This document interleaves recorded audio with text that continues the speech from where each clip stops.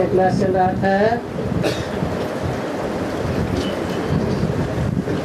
31/8/1965।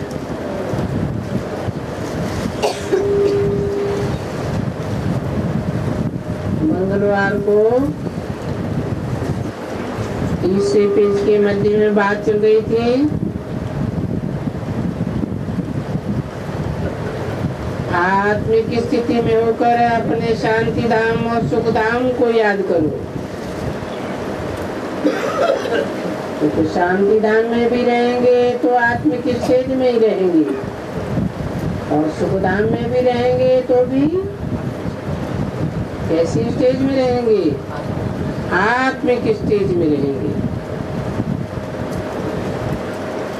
अच्छा, चलो ये बहुत अच्छा है।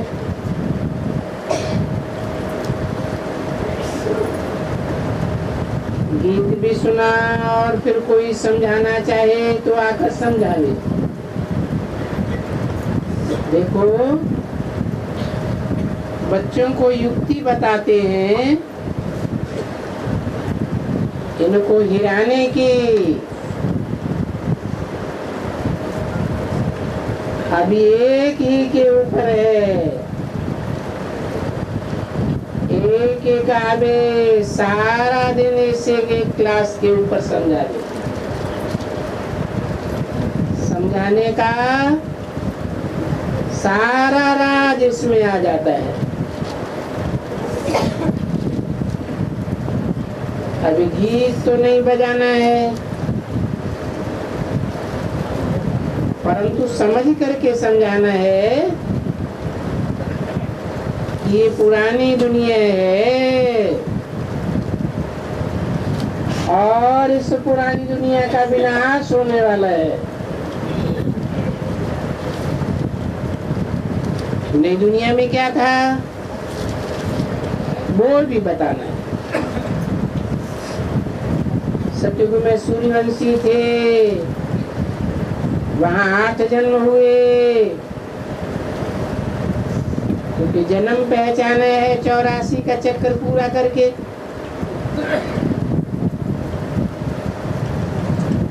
किसी ने कहा नवयुग आया, हम सभी आत्माएं हैं, हम आत्माएं सब सजनियां हैं एक साधन की। तो कौन सा साधन है? गीत चला है, नवयुग आया, जाग सजनिया जाग। तो साजन कौन है? अरे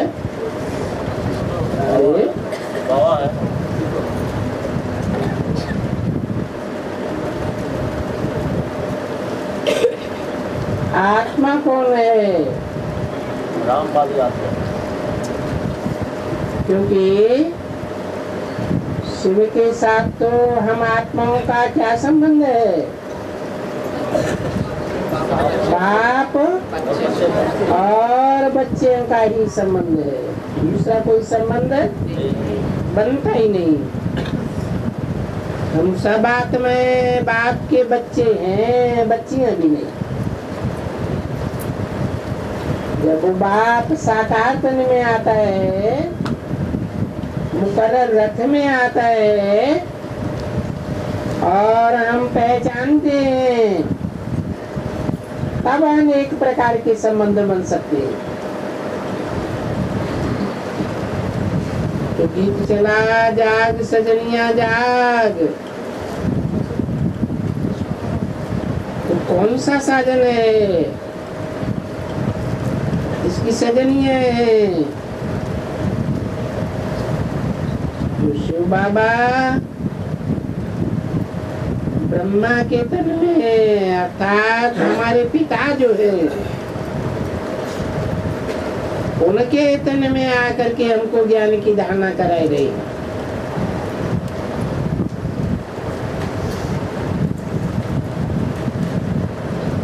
उनके कह के जोड़ क्यों किया?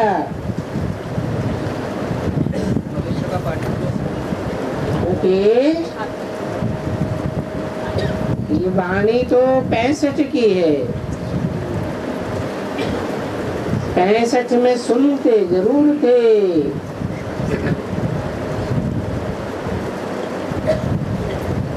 जैसे वेद रचे गए, परंतु वेदों का अर्थ कोई ने नहीं जाना। आज कोई वेद पढ़ता भी नहीं है, सुनता भी नहीं है, अर्थ की तो बात ही दूर। जो हमारा शिव बाबा है, हमारे पिता जो हैं, कौन पिता? शिव पिता। उनके तन में आकर के हमको ज्ञान की धारणा कराई गई। धारणा कब होगी? सुनने से होगी, समझने से होगी। कैसे होगी? समझने से धारणा होगी। अर्थात आज मध्य अंत का राज सारा ही बताए रहे। बनना है तो जरूर बाप जो पतित पावन है उनको याद करना है।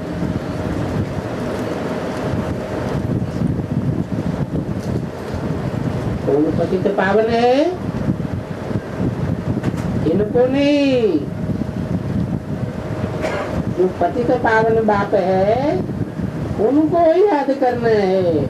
या फिर दूर कर दिया। तो याद करने से क्या होगा? ये जो हमारे में खाद पड़ गई है वो निकल करके फिर हम सच्चा सोना बन जाएंगे। फिर हम अपने शांति धाम चले जाएंगे।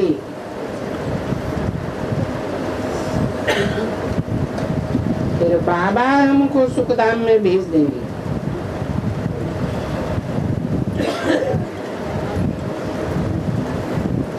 अब ये तो सहज बात है।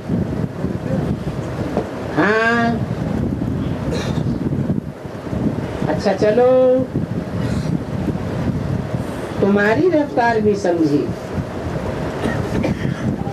अच्छा आओ, ये करते करते जिनकी बुद्धि नहीं खुलती है वो भी ये करते करते जग जावे। क्या करते करते? जो गीत हैं पुराने पुराने, उन गीतों का अर्थ करते करते उनकी बुद्धि भी खुल जाती। कलयुग पूरा होता है। अभी तो कलयुग है ही, कलयुग के बाद सतयुग पूरा होगा। तो क्या होता है? ये बैठ करके चक्कर का राज समझेंगे। बाप का तो परिचय जरूर देंगे। बाबा ने परिचय पहले ही समझाया है कि हम फार्म में क्या लिख रहे हैं।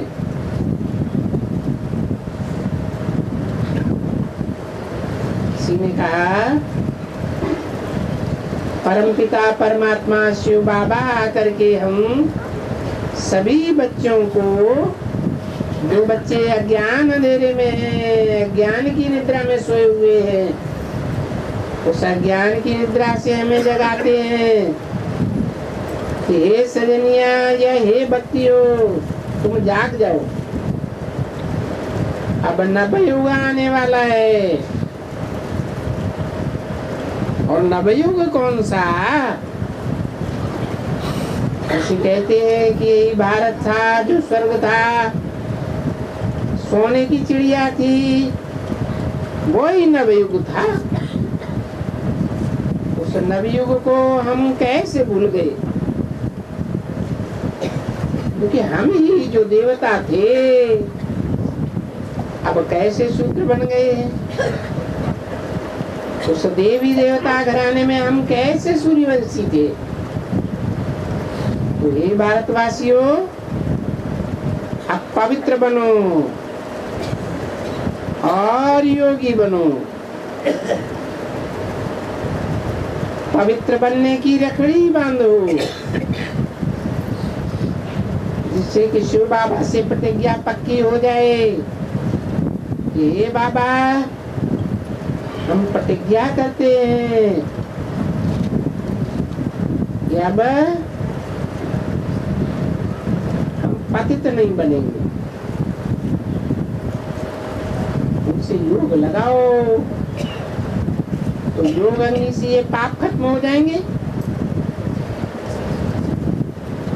जो सीधे अक्षर हैं वो भी लगाओ।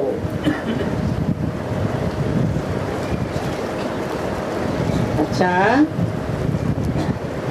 शाबाश, तुम बहुत अच्छे हो, बुलंद बोलते हो।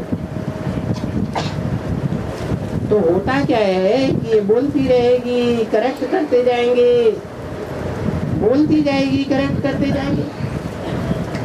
अभी ऐसे नहीं कि मैं उनको छोड़ देता हूँ। फिर हम बोलते हैं कि फिर से शुरू करो। शुरू करके इनको हम करेक्ट करते जाएंगे, फिर बोलेंगे, फिर शुरू करेंगे। मैं इसको छोड़ता नहीं था। 31/8/1965 की वाणी का चौथा पेज। मैं इनको 6 दफा तो रिपीट जरूर कराता। तो इनको जो जो भी पॉइंट्स भूलते हैं, मैं इनको कम से कम 6-7 दफा जरूर बैठाता और करेक्शन करते जाते, ताकि वो देखें कि अभी इनमें सभी आता है या नहीं। अभी ठीक है, क्योंकि मुख्य बात तो समझाने की है ना। फिर उनको बता देते थे, जो देवता बने थे बहुत काल से बिछुड़े हुए, वो ही फिर देवता बनेंगे। और जो जो दूसरे धर्म वाले हैं, संन्यास धर्म वाले, इस्लामी धर्म वाले, वो कोई थोड़े ही स्वर्ग में आवेंगे। या जो सिख हैं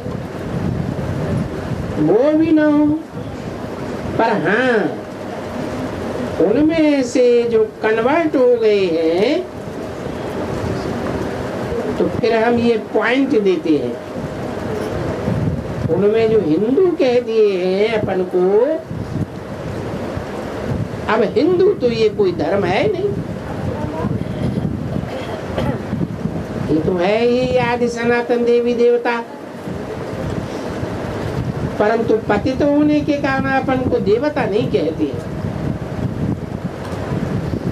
नाम फिराई दिया है हिंदू। तो जैसे कि धर्म भ्रष्ट है, कर्म भ्रष्ट हो पड़े है। हे भारतवासियों, तुम धर्म भ्रष्ट है। कैसे?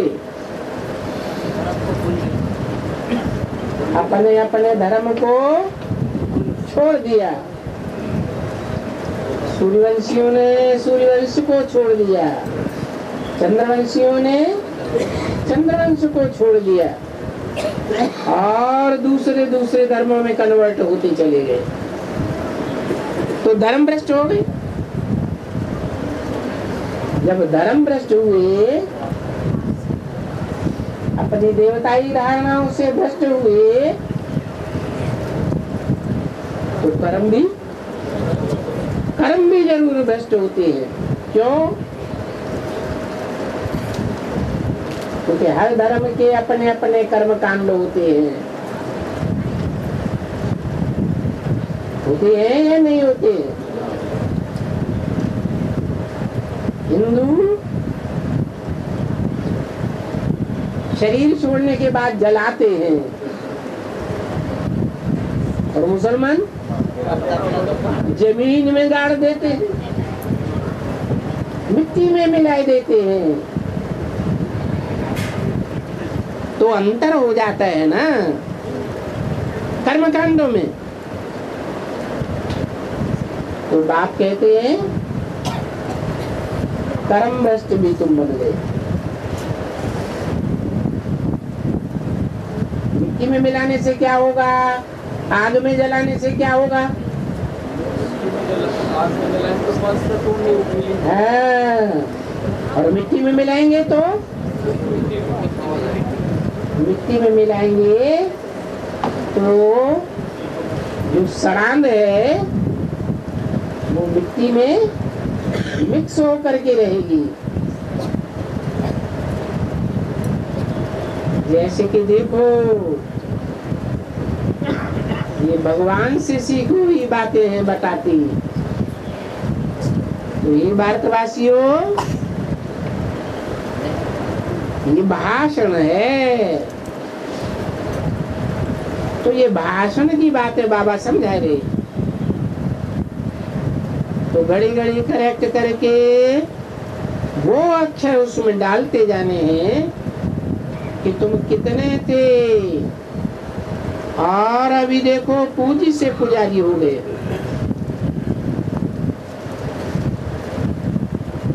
भारत जो इतना पूजी था, सोने की झड़की थी, अभी देखो पुजारी ठिक्कर की, भित्तर की, गुड़ियों की पूजा, waste of time, money, energy.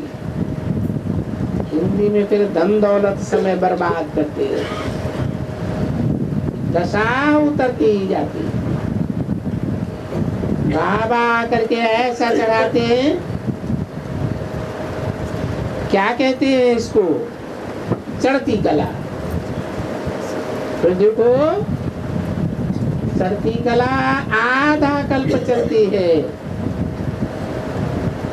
फिर आधा कल्प में बिल्कुल ही कलाएं निकल करके तमो प्रधान कार्य बन जाते हैं। बोलते हैं दे दान तो छूटे ग्रहण, इस बात का दान दे, मेरा विकारों का दान दे, अपवित्रता का दान दे, तो ये विकारों का ग्रहण छूट जाएगा। तो फिर पवित्र बनो, पीछे पवित्र भी बनो, मेरे को याद भी करो, ये बात भी तुम ऐड करो। करेक्ट करना है, यानी वो ब्राह्मणी भी तीखी चाहिए, इसमें बुद्धि हो, तो उनको करेक्ट भी कराती जावे और समझाती भी जावे।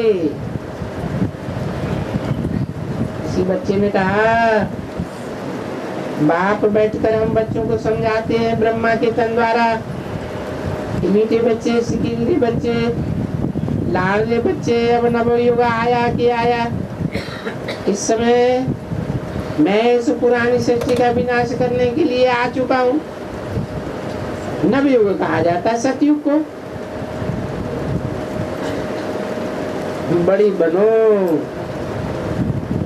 छोटी बच्ची मत बनो, बड़ी बनो समझाने वाली। छोटी बच्चियां रिपीट करती हैं और बड़ी बच्चियां अर्थ समझाएंगी। थोड़ा भी चला सकते हैं ना। बोलो परमपिता परमात्मा शिव, उनकी तो सभी आत्माएं संतान है, आत्माएं सभी शिववंशी हैं। और फिर शिव के पीछे आते हैं कौन? शिव जब इस सृष्टि पर आते हैं तो उनके साथ साथ कौन आते हैं? ब्रह्मा, विष्णु और शंकर आते हैं। फिर ब्रह्मा द्वारा बाप बैठ करके हम लोगों को ये नॉलेज देते हैं, ज्ञान समझाते हैं, जो मैं समझा रही हूँ। किसी ने कहा निराकार शिव हम सभी आत्माओं अथवा सभी भारतवासी बच्चों को समझाते हैं, हे आत्माओं, हे सजनियों, हे सीताओं। बाबा ने बीच में बोलना शुरू कर दिया, अरे है तो यही सारा ज्ञान, इसमें सब कुछ आ जाता है, सिर्फ उनमें क्या करना है, यही ज्ञान है।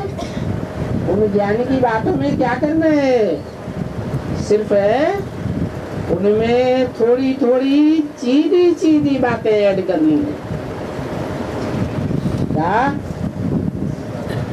सीधी सीधी बातें ऐड करनी है? ऐसे क्यों बोला? क्योंकि ब्रह्मा वो तो माता का पार्ट है, प्यार की वाणी ही चलाएगी। और तुम बच्चों को क्या करना है? तुम बच्चे तो शिववंशी हो, सूर्यवंशी हो। तो सूर्य तीखी रोशनी देता है या मध्यम रोशनी देता है? तो ज्ञान में थोड़ी थोड़ी सीधी बातें ऐड करनी चाहिए, ऐड करनी होती है ना। राम के बाण तो तीखे होते हैं ना, तो लगाने चाहिए। तो आज सारा दिन तुम एक ब्राह्मणी, जब इनको फुर्सत मिले तो जो भी हैं एक को भी नहीं छोड़ो। तुम बताओ, अभी बोलो, अभी बताओ। फिर उनको थोड़ा बताओ, फिर उनको मदद करो, चलो आगे। तो उनको मुख से कुछ न कुछ निकलने लगेगा। अगर ये ऐसे धंधे में लगे रहेंगे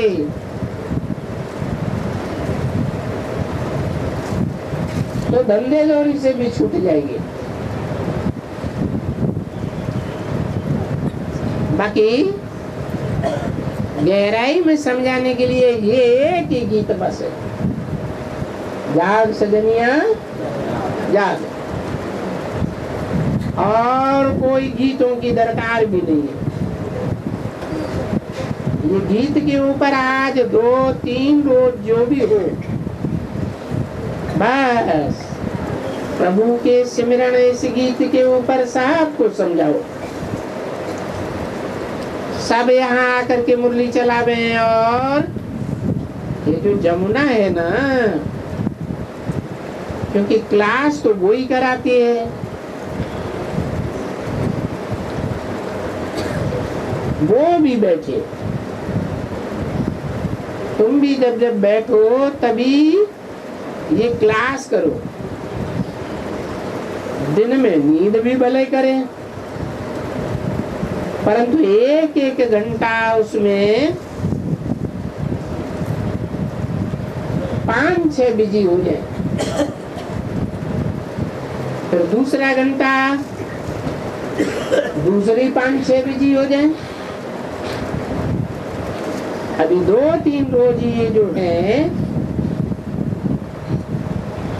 यहाँ, तब तक इस गीत के ऊपर सबको बोलो, सबकी जबान खोलो। फिर ये बोलेगी,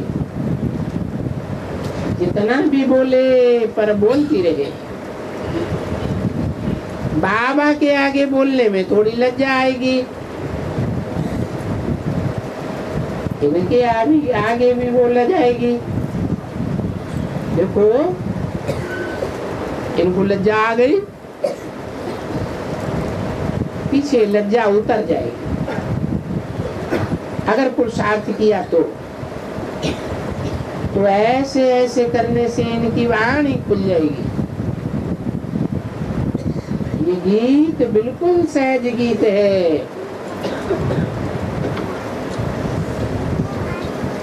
इनमें सारा ज्ञान आ जाता है। एक भी गीत में सारा ज्ञान आ जाता है तो इनकी बुद्धि में चक्कर बैठेगा ना कि भारतवासी ऐसे थे, पीछे हम भारतवासी कहे ऐसे थे, फिर बाद में ऐसे बने। अभी बाबा बैठ करके फिर हमको सिखलाते हैं कि नया युग आया कि आया। ये न कोई गपोड़े हैं शास्त्रों के। गीता का भगवान भी परम पिता परमात्मा है, वो ज्ञान का सागर है। तो पतित पावन वो है।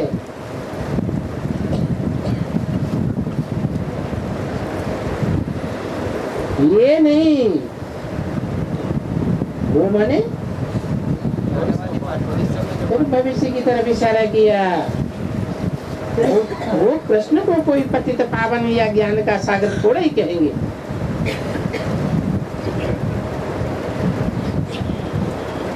तो वो पॉइंट भी पक्की करनी है। गीता का भगवान शिव बाबा है, हम सभी शिववंशी हैं। जिसको परमात्मा कहते हैं, क्या कहते हैं? परमपिता नहीं,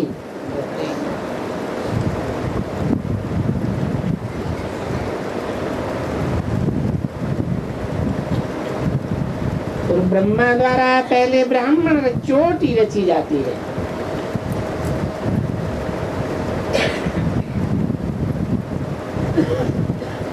उनको बैठ करके ज्ञान ऐसे देती है,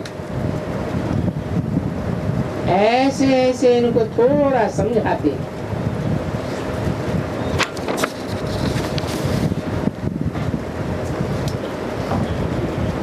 याद रखो,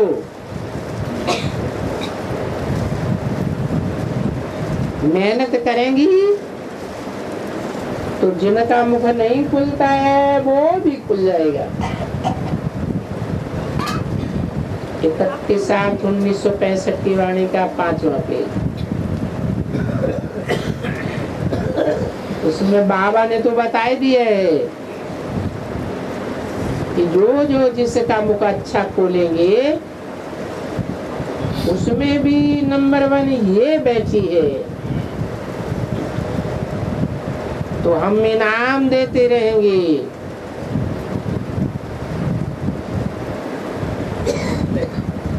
हम 3 रोज के पीछे ये रिजल्ट पूछेंगे, ये रिजल्ट हम बता देते हैं। अच्छा चलो बच्ची, टोली ले आओ। अरे मुख नहीं खुलेगा तो किसको क्या समझाएंगे? तो ऐसे कर करके खुलता जाएगा, खुलता जाएगा, इसमें सारा ज्ञान आ जाएगा। इस एक गीत में ही सारा ज्ञान आ जाएगा। जो मुख्य बातें हैं समझने की,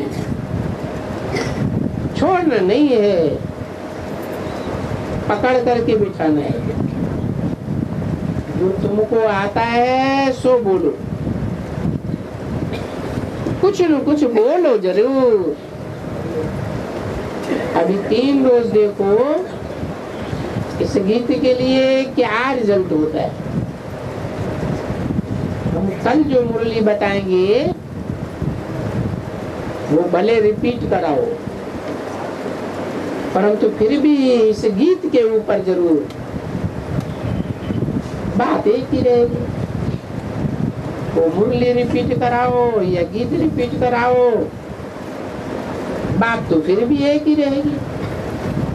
हाँ, उठो बच्ची, इनका बहुत फल है। कोई को स्वर्ग में अच्छा पद पाने का लायक बनाना, ये कोई थोड़ी सर्विस थोड़ी ही है। वो सब है टैप में, वो सभी ऐसे ही वहां शुरू करेंगे सिखलाने के लिए इस गीत के ऊपर। इसीलिए तो ये टैप्स है ना, ऐसे नहीं कि टैप सुन करके सो जाना चाहिए, ना ना। फिर जैसे यहाँ बाबा कहते हैं ऐसे हर एक सेंटर में ऐसे हो जावे।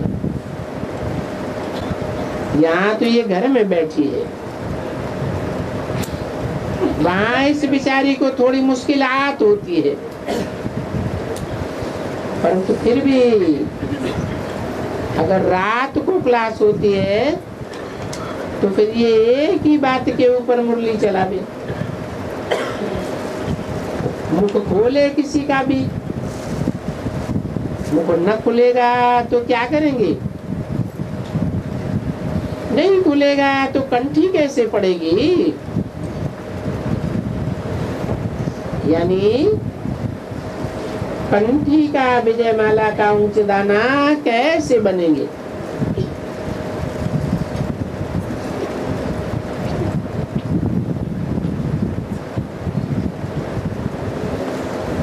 दाना भले बनेंगे,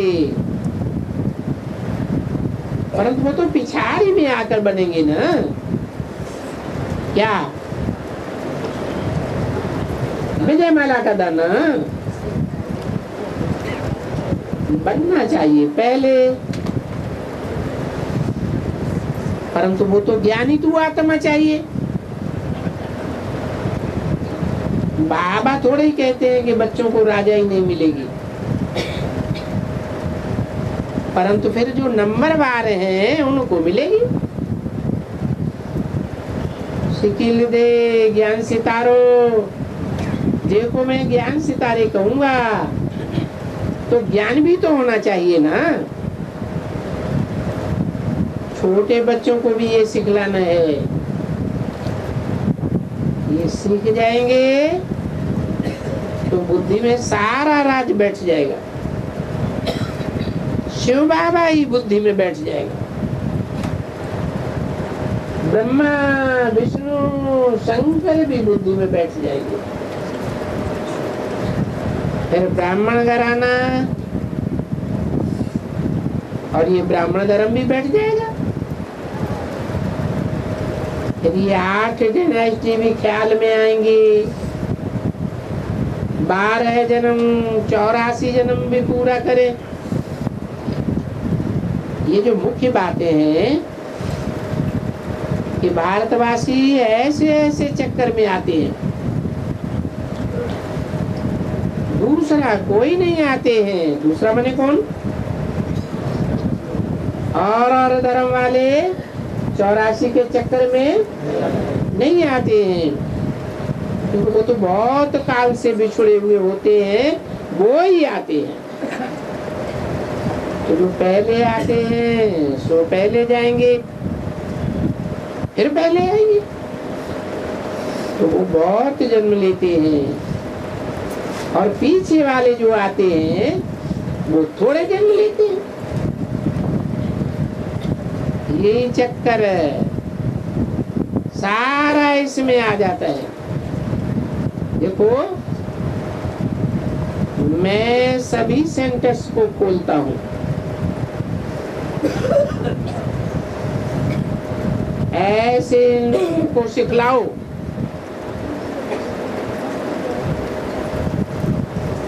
फिर गद्दी पर बैठाओ, सिखलाओ फिर गद्दी पर बैठाओ। यहाँ सहज होता है,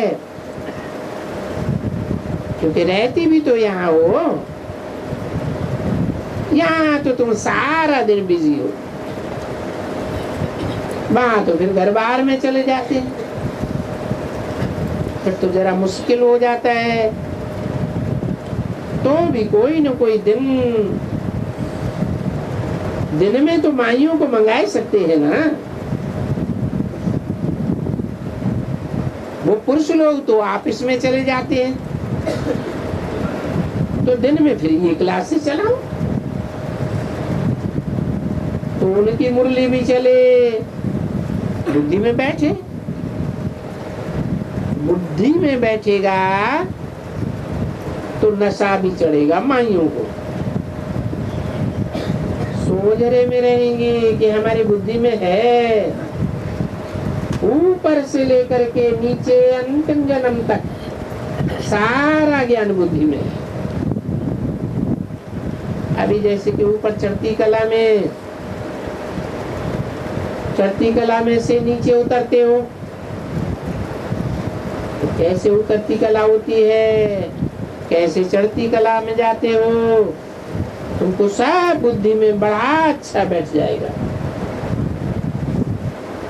तुम समझाते समझाते पूरा सुदर्शन चक्रधारी बन जाओ। इसको भी समझाएंगे कि हम भारतवासी ऐसे थे, अभी क्या देखो भ्रष्टाचारी बन गए हैं। फिर कैसे बाप आकर के शिष्टाचारी बनाते हैं।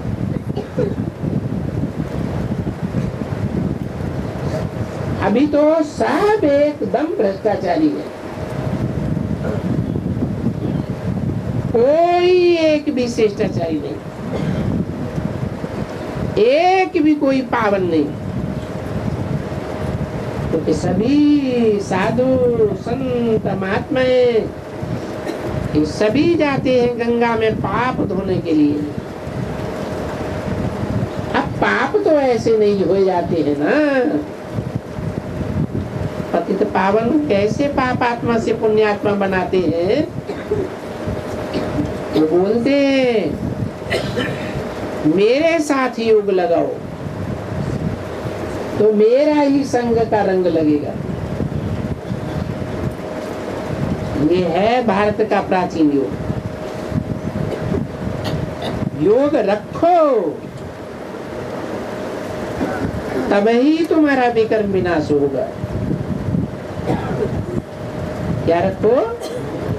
ये क्या होता है?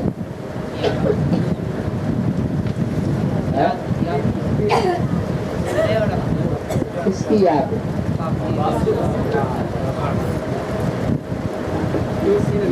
कब आती है?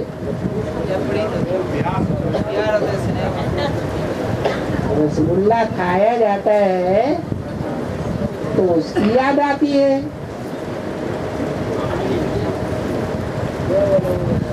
संपर्क में, संसर्ग में, संबंध में आते हैं तो वो संबंध याद आता है। तो याद रखो, योग रखो, मना लगाव लगा रहे, लगन बनी रहे तो तुम्हारा विकर्म विनाश हो जाएगा।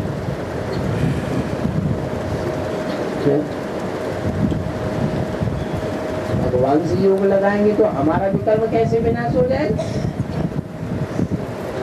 है?